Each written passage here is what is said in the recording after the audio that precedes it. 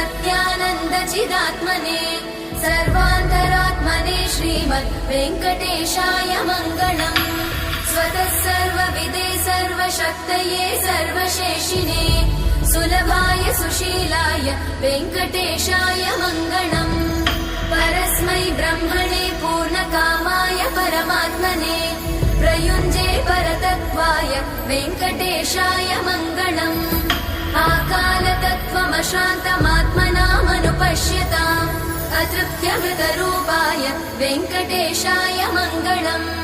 प्रायस्वचरणौ पुंसां शरण्यत्वेन पाणिना कृपया दिशते श्रीमद् वेङ्कटेशाय मङ्गलम्।